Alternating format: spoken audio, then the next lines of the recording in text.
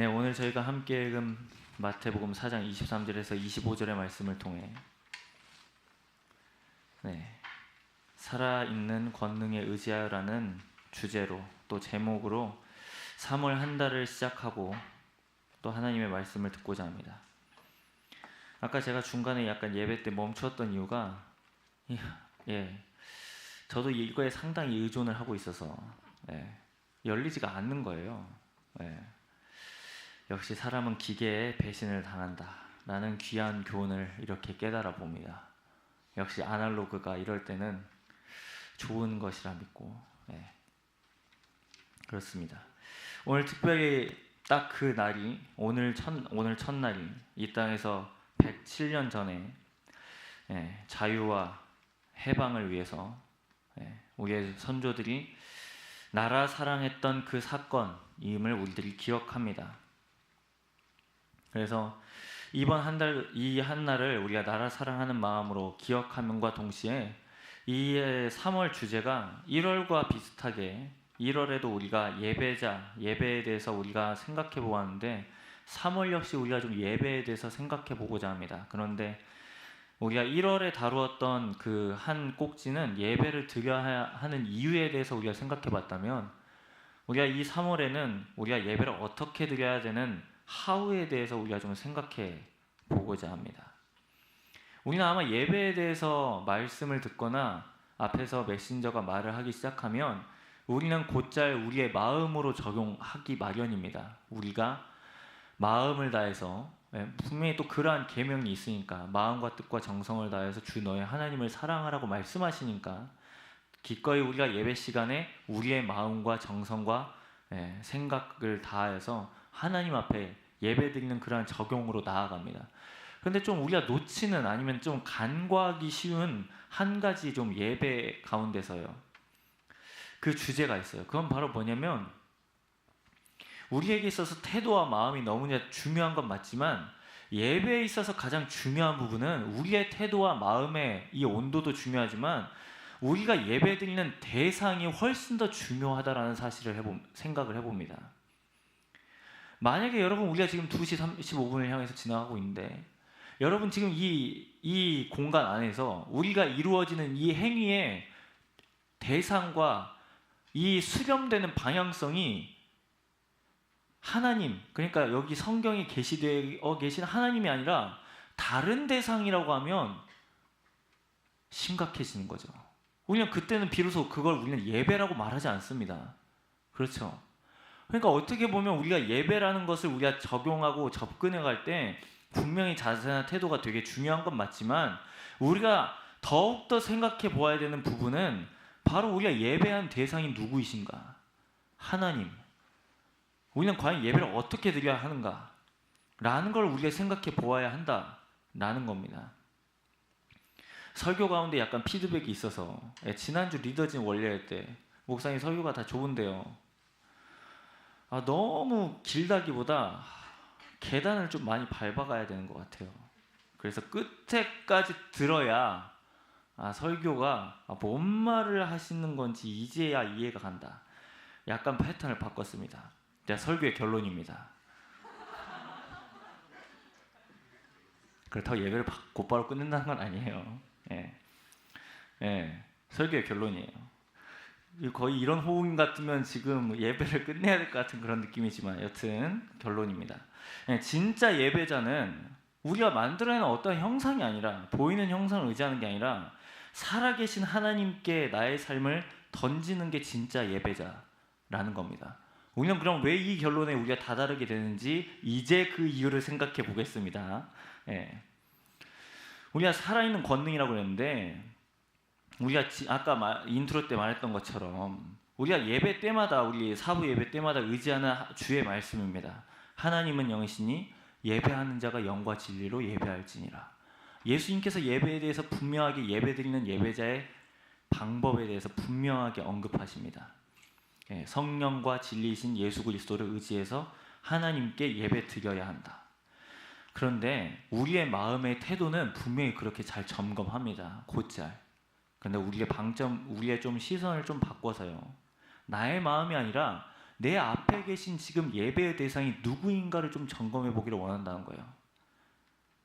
우리가 지금 갖고 있는 프린트물에도 지금 그 하이델베르크 그 요리문답이 나와 있는데, 그 10계명 두 번째 계명 우리에게 이렇게 설명합니다.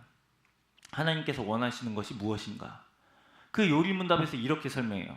그리고 10계명 두 번째 계명도 우리에게 그렇게 가르침을 주고 있죠. 나 외에 어떠한 다른 형상도 만들지 말라. 어떤 방식으로든 하나님의 형상을 만들지 말라. 하나님께서 자신의 말씀에 명령하지 아니한 방식으로 그분을 예배하지 말라고 96번째 문항에 이렇게 문답으로 제시해놨습니다. 우리가 2주 전에, 벌써 2주가 한 3주 전쯤 되어 가는 것 같은데, 레위기를 살펴보았는데 우리가 레위기 10장에 그러한 이야기가 있었습니다. 아마 참여했던 지체들은 알 거예요. 제사장의 아들들이 죽었습니다. 제사장의 아들들이 죽었어요. 근데 그 이유는 여러분들이 들으면 굳이 지금 이게 하나님께서 꼭 이 사람들 그러니까 심판하셔야 되는가? 라는 약간 퀘스천 마크를 자아낼 법하지만, 우리가 레위기의 말씀을 이렇게 추적해 보면 이 사람들이 그러니까 심판을 당할 수밖에 없는 한 가지 중요한 이유를 발견하게 됩니다. 그건 바로 뭐냐면 이 사람들이 예배의 대상을 잃어버렸다는 거예요. 즉 하나님께서 말씀하시는 걸 버젓이 분명히 1장에는 어떻게 예배드리고 2장은 어떻게 예배드리고 3장에서 어떻게 예배드리고 쭉쭉쭉쭉 이렇게 하다가 예배는 이렇게 드리는 거야. 그리고 그렇게 예배 드렸어요. 하나님께서 그 예배를 받으셨다라고 분명히 기록되어져 있었습니다. 그런데 그 사건이 얼마 있고 지나지 않아서 그 제사장의 아들들이 했던 행동은 뭐였냐면 하나님께서 말씀하신 행동과 다르게 행동했다는 거예요. 분명히 하나님께서 명령하셨는데 레위기 10장은 그걸 다른 불이라고 설명하고, 그 다른 불을 드렸던 그 제사장의 아들들은 죽습니다. 그러니까 하나님께서 얼마나 이 예배 가운데 중요하게 생각하는 건요, 물론 우리의 순수성과 우리의 열심과 진심일 겁니다. 하지만 정말 우리가 한편으로 생각해 봐야 되는 건, 내가 지금 예배 드리는 나의 마음도 중요하지만 내가 예배 드리는 나의 대상은 과연 대체 누구인가? 나는 대체 누구를 향해서 예배 드리고 있는가? 그러니까 훨씬 더 이 본문 레위기 10장도 그렇고요, 이 지금 96번째 문항도 마찬가지입니다. 즉 하나님께서 우리에게 원하시는 건 어떤 방식으로든지 하나님을 대체하는 대체제를 만들지 말라고 말씀하십니다. 왜냐하면 좀 생각을 해보면 우리 앞에서 보이는, 눈에 보이는 이러한 형상들은 우리가 다루기 쉽습니다. 통제 범위 안에 있습니다. 나의 통제 범위 안에. 그러니까 통제가 가능하다라는 말은 내가 조종할 수 있어요. 그리고 우리가 만들어내는 형상은요, 우리를 나무라지 않아요. 우리가 곁길로 빠지거나 우리가 좀 어긋난 길로 가도 아무런 말도 하지 않습니다. 대꾸하지 않아요. 오히려 너의 욕심과 너의 욕망 괜찮아. 너 그렇게 사는 거 옳은 방법이야. 이 세상 사람들 봐봐. 다 그렇게 살잖아. 그렇게 사는 거 괜찮은 삶이야. 그렇게 정당화 시켜주죠. 그러니까 우리가 눈에 보이는 이러한 어떠한 형상이나 안전장치들은 우리에게 안정감을 제공합니다. 근데 그 앞에 붙는 수식어가 있어요. 거짓된 안정감이요. 거짓된 안정감. 분명히 근데 이 출애굽기 19장에서 이 이스라엘 백성들이 받았던 두 가지 돌판에 있었던 두 번째 계명은 분명하게 말씀하십니다. 어떤 형상도 만들지 말아라. 오직 살아계신 하나님만 예배해라. 우리가 107년 전에도 마찬가지입니다. 꼭 이게 뭐 1대1로 비견되는 건 아니지만 생각해보면 일제치하 아래에서 우리 민족들이 신사참배의 요구를 주장받았습니다. 강요받았죠. 그리고 거기에다 대고 우리의 선조들이 자유를 위해서 독립을 외쳤습니다. 그러니까 일제는 눈에 보이는 천황이라는 형상 앞에 무릎을 꿇을 것을 강요했습니다. 하지만 선조들은 그 압력에 굴하지 않고 독립을 외쳤습니다. 107년 전에 보이는 이 눈에 보이는 형상이 오늘날에도 우리 가운데 작동하고 있음을 보게 됩니다. 우리는 다시금 기억해 봐야 돼요. 우리 안에 있는 이 하나님 외에 다른 형상의 본질이요, 이런 본질이 있습니다. 우리에게 참된 삶이 아니라 거짓된 삶을 긍정하도록 돕는 것들이요, 여기에 해당하는 형상들의 예를 들어볼게요. 여러분의 SNS요. SNS의 라이크요. 뭐 이미 지나갔지만, 많이 지났지만 MBTI의 프레임이요. 넉넉하지 못해도 조금 있으면 안정감이 느껴지는 통장 잔고요.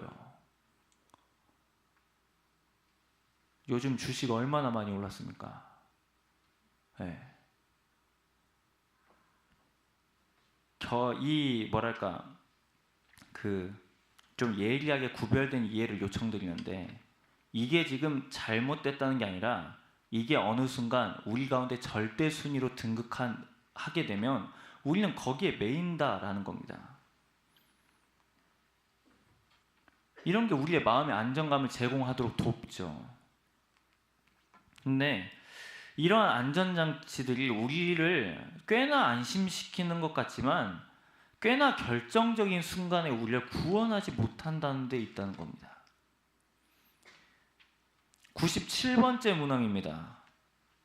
계속 이어서요. 그렇다면 우리는 어떤 형상도 만들면 안 됩니까? 답에 이렇게 기록되어져 있어요. 하나님은 어떤 방식으로든 형상으로 표현될 수 없고 표현되어서 해서도 안 됩니다.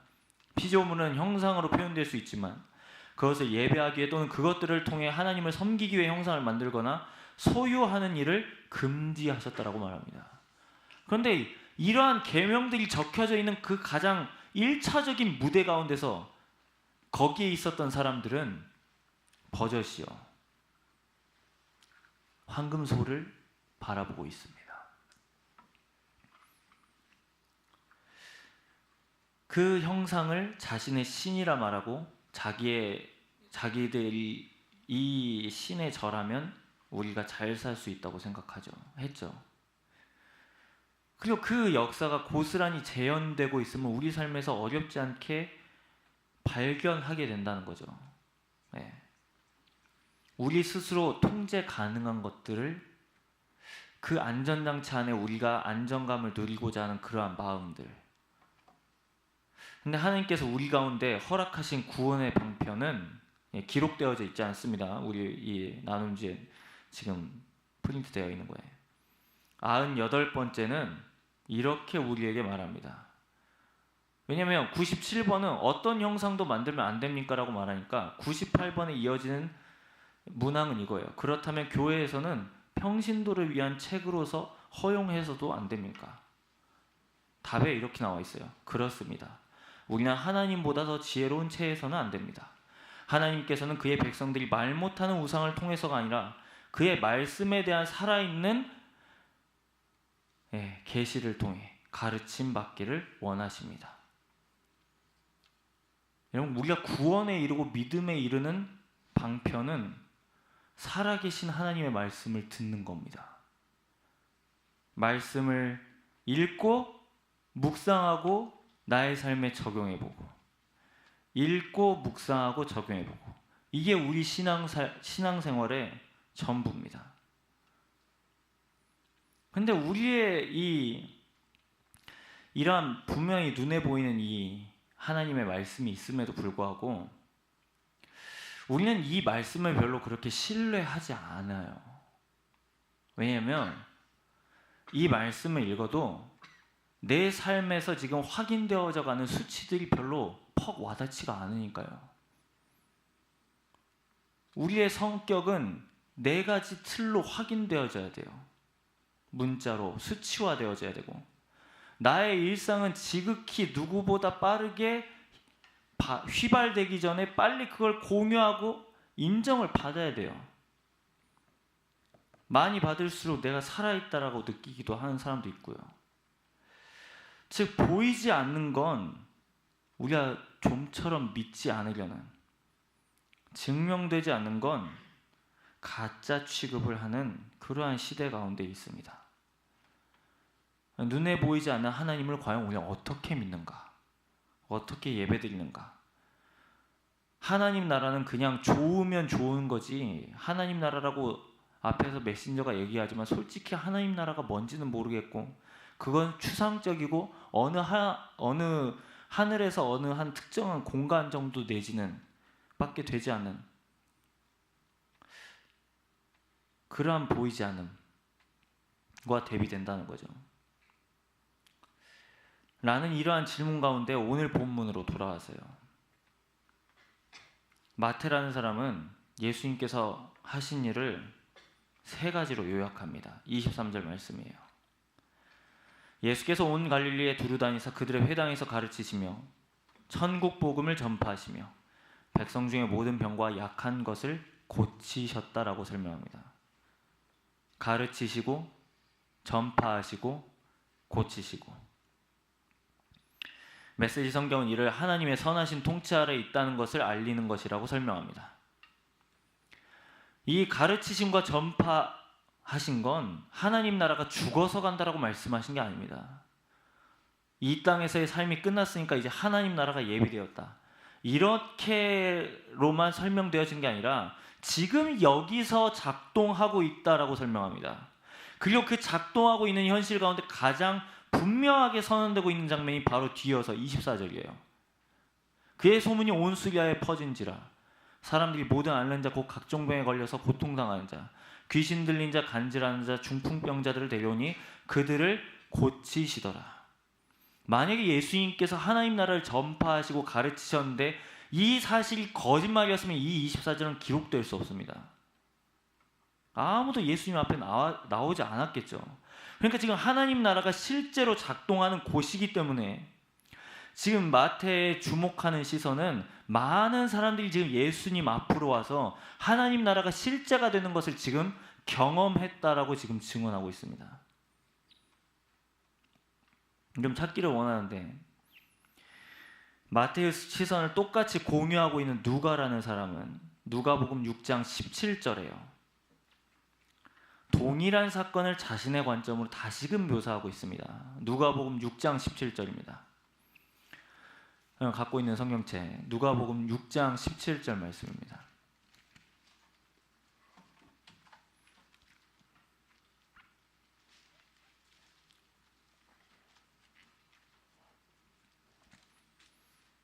찾으셨으면 함께 한 목소리로 읽겠습니다. 예수께서 그들과 함께 내려오사 평지에 서시니 그 제자의 많은 무리와 예수의 말씀도 듣고 병 고침을 받으려고 유대 사방과 예루살렘과 두로와 시돈의 해안으로부터 온 많은 백성도 있더라. 마태와 누가의 가장 큰 차이점은요, 마태는 어떠한 특정적인 장소를 언급합니다. 회당이라는 장소요. 지금 우리식으로 번역하면 이 교회예요. 예배드리는 장소에서 일어났는데, 누가가 주목했던 시선은 그냥 어떠한 특정 장소에서 예수님께서 행하신 일이 아니라 많은 사람들이, 여기에 기록되어 있는 이 지금 지명들 보이죠? 우리에게는 되게 생소하겠지만 이스라엘에 가보면 이 지명들로 가보면 여기에 있는 지명에 해당하는 지역들을 살펴보면 다 접경입니다. 이스라엘 접경, 경계에 있는 지역들이에요. 그러니까 그 멀리에서부터 지금 예수님의 말씀을 듣고 병 고침을 받으려고 지금 나왔다라고 누가는 주목합니다. 그리고 조금 더 누가는 이 동일한 이야기를 조금 더 역동적으로 봅니다. 19절 말씀이에요. 누가복음 6장 19절. 마태는 여기에 주목하지 않았지만 누가는 이걸 주목합니다. 19절 말씀입니다. 온 무리가 예수를 만지려고 힘쓰니 이는 능력이 예수께로부터 나와서 모든 사람을 낫게 했다라고 설명합니다. 온 백성들이 뭐 했다고요? 예수 그리스도를 만지고자 했었다라고 말합니다. 지금 그러니까 이 사람들은 단순히 예수님의 좋은 말씀이지, 좀 되게 좀 특별한 말씀 하나보다 라고 온 게 아니라 지금 삶에서 가장 실제적인 결핍이 있는 사람들이 예수 그리스도께 나와서 실제하는 능력을 만지려고 지금 이 앞에 왔습니다. 여러분, 우리가 눈에 보이는 형상과 안전장치를 만들고자 하는 때가 언제인가요? 그때는 아마 불안할 때일 겁니다. 불안, 우리가 두려워할 때요, 나의 삶이 나의 통제력 안에서 벗어날 때 우리는 눈에 보이는 것을 자꾸 만들어내려고 합니다. 통제 가능한 무언가를 자꾸 의지하고 싶어 하죠. 이게 우리의 약간 어떻게 보면 본성과도 비슷한 마음의 기울기입니다. 근데 이게 성경에서 말하는 안전장치, 즉 우상의 본질이에요. 오늘 우리가 함께 살펴본 96번째, 97번째 문항도 그렇습니다. 하나님을 대신해서 혹은 동시에 다른 어떤 무언가를 신뢰하는 게 바로 하나님을 대체하는 대치제라고 말합니다.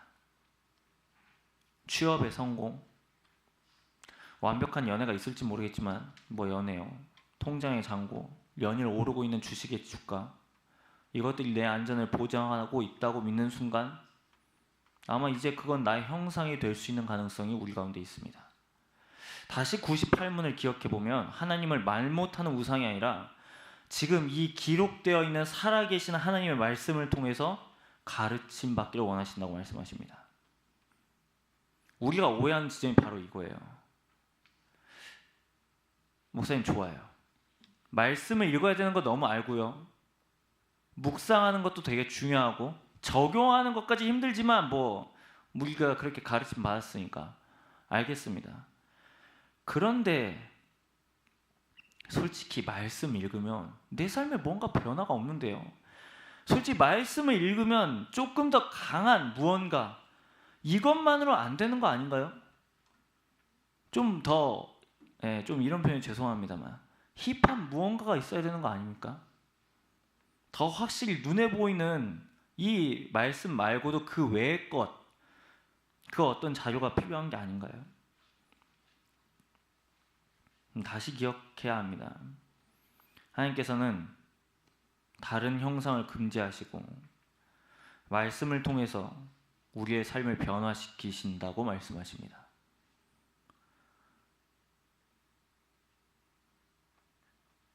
오늘 본문에서 예수님께서 병을 고치신 이유는 이 사람들의 환심을 사고자, 이 사람들에게 인기를 끌고자. 얼마나 좋아요, 여러분. 거의 라이징 스타잖아요, 이 정도면. 주님의 말 한마디면 이 사람들 다 따라옵니다. 새가 더하면 더할수록 이 명예욕이죠. 거기서 벗어나기 되게 쉽지 않습니다. 근데 예수님께서 이 사람들의 병을 고치신 이유는 이 사람들의 환심을 사고자, 이 사람들의 인정을 받고자 그런 게 아니라 이 사람들에게 보여주신 기적은 하나님 나라가 이러한 곳이다라는 걸 이들에게 실제로 보여주시기 위함이었습니다. 오늘 마태복음 다시 본문에 돌아와서 4장 24절에 보면 예수님께 나온 사람들의 상태를 설명하고 있어요. 각종 병에 걸린 사람, 고통당한 사람, 귀신 들린 사람, 간질하는 사람. 그럼 우리의 고통도 여기에 해당할 수 있습니다. 우리는 때로는 잘 살다가 공황장애를 겪을 수도 있고요. 무한 경쟁 속에서 무력감을 느끼기도 하고 피로함을 느끼기도 하죠. 관계 또한 파편화도 경험하기도 합니다. 그런데 오늘 이 마태가 주목했던 이 이야기를 봐보세요. 예수님께서는 이 사람들을 외면하지 아니하셨고 심지어 메시지 번역에서는 이 사람들 한 사람 한 사람 모두를 고치셨다라고 번역되어져 있습니다. 즉 하나님의 나라는 추상이 아니라 우리의 가장 아픈 구석에 개입하시는 실제라는 사실을 오늘 보면 우리에게 도전하고 있습니다. 우리는 자꾸 눈에 보이는 형상을 의지하려는 우리의 마음들이 있겠지만 하나님은 그 이전에 먼저요, 이 말씀을 들어라 라고 말씀하십니다. 이 말씀을 들어라. 눈에 보이는 형상은 우리를 위로하는 것 같지만 결국 우리를 그 자리에 맴돌게 합니다. 반면 이 말씀은 우리를 깨우시고요, 예수 그리스도의 능력을 경험하는 자리로 인도하십니다. 세상은 우리에게 끊임없이 눈에 보이는 우상을 제공하고 그것이 너를 구원하고 너에게 안정감을 제공할 거라고 설명합니다. 하지만 어떤 형상도 우리 영혼을 고칠 수 없습니다. 그래서 이번 한 달 동안 우리가 살아계신 하나님 앞에 예배드리는 예배자가 되기를